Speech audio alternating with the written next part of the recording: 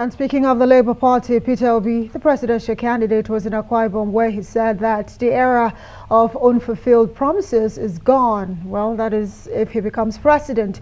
Obi reiterated his promise to make the Ibaka Deep Seaport functional, improve security, as well as unite Nigerians.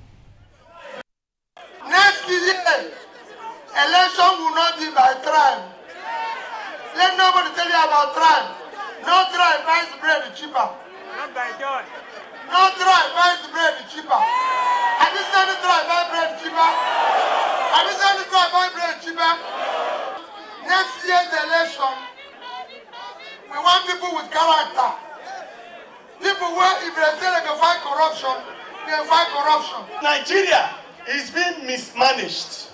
There is no saying the fact that the challenges we have in the country, ranging from insecurity to hunger, to poverty, to mismanagement of the economy, is as a result of failed leadership over the years. Over the past few years, the people of Nigeria have been very unlucky to produce leaders that are selfish, leaders that are self-centered, leaders that know of themselves and themselves alone. All right, let's bring in the spokesperson of the Labour Party Presidential Campaign Council, Dr. Yunusa Tanko. Thank you very much for joining us on Newsnight tonight. Quite a touching letter from the, well, now resigned, DG of the Peter Obi Presidential Campaign Council.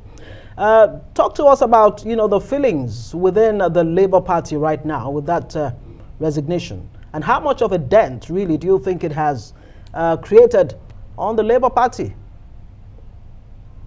Well, I want to say, one of modesty, Dr. Okupe is an excellent as a Democrat, he has world best practice in terms of taking his decision. The decision that he took is a personal decision on his own in order to vindicate himself and to exercise himself from this particular unwarranted judgment. But be as it may, as an individual and as a Democrat, he has resigned and it is subject to the council to look at it. The Presidential Campaign Council, as we speak, is in Uyo. I'm speaking to you from Uyo. And when we sit down and we look at this particular document that he has resigned, and then they will make an official pronouncement on that particular matter. But it is also important to note that we know that there have been a syndicated attack on our campaign right from the day in which we started registration as our members, the Obedient Movement. Attacks have been in the intimidation, and that has also resulted into killings. Yesterday or day before yesterday, 2 persons were also killed in Kaura local government in Kaduna State. So we see this particular as a pick and choose on our own persons.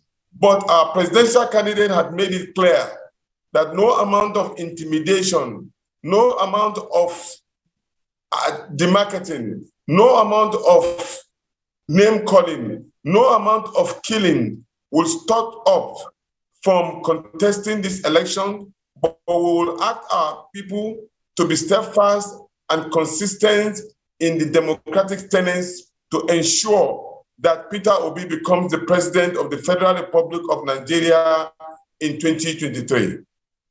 Well, you speak of prosecution. Well, let's not forget this conviction that just was reeled out yesterday is a fallout from something that has been going on since he left office, when he was an aide to the former president, Goodluck Jonathan. And Ngozi did ask you a question, if this cast any aspersion on, the Presidential Campaign Council. But also, I want you to marry something with that. Nigerians, especially if you have been following the trends on social media, are wondering if, after that conviction, yes, nothing on corruption, but of course, on money laundering conviction, we're wondering, his resignation, Was it voluntary, or was there any sort of pressure from within the party and the presidential council, in particular, for him to have taken this step? Was he pressured to resign? Not at all. In fact, I can tell you authoritatively, I read it on the social media, and I'm sure our principal, who also gone to check the international, deep sea port that is making promises to the Akwa Ibamites. In fact, he did not see the letter. So nobody pressured Dr. Doyin Okupe. It was a personal decision by himself to show how an excellent Democrat he is. And I want to also ensure to tell you that Dr. Doyin Okupe knows that this particular movement is not about one person, it's a collective movement. It's about the Nigerian people who have been denied good livelihood. 133 million Nigerians who are in abject poverty. He also knows that it's about Nigerians who are insecure. Almost 200 million Nigeria feeling insecure as a nation. He also knows that there is an issue on unemployed youth cut across the Federal Republic of Nigeria. He's also aware that the economic situation of Nigeria has dwindled so fast. And so for us, it's a collective decision. None of us, we are ready to sacrifice to make sure that Nigeria is out of this particular quagmire. Right. It would also be nice, just like Amaka noted, I mean, this case had been on, long before now.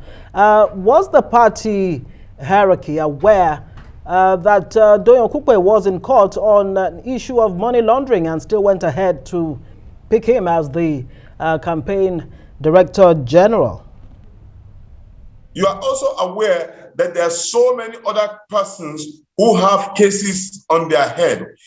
For example, there are even presidential candidates who have been accused of being drug barons. Their cases are already in the international court, and there are other people who have been pointed out by even their predecessors as people who are highly corrupt, and they will not touch them with a long spoon. Make reference to Dr. Olusegun Obasanjo's under my watch.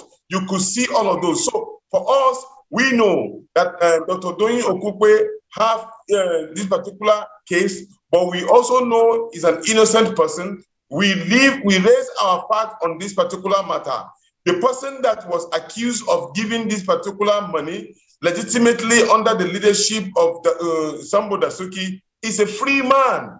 He's a free man. You cannot put something on nullity. While he is still roaming the streets of Nigeria, we don't even know where he is, whether he's outside the country or not. You are now judging somebody who was alleged to have collected this particular money. You could see that there is an orchestrated judgment. But then the law is the law. Democracy is about the rule of law. And the law has made its own position. We are making our own position, and then Dr. Doyin has taken the part of honor and dignity, while he's also appealing his own case to prove his innocency. But for us, it seems to us it's an orchestrated judgment in order to demarcate our candidate. But as we speak, it's only making us stronger. The people are ready and determined to take back Nigeria. Right. Well, Dr. Yunusa Tanko, Labour Party Presidential Campaign Council spokesperson, thank you so much for helping us unpack all of that, especially in regards to the resignation of the DG of the council. Thank you.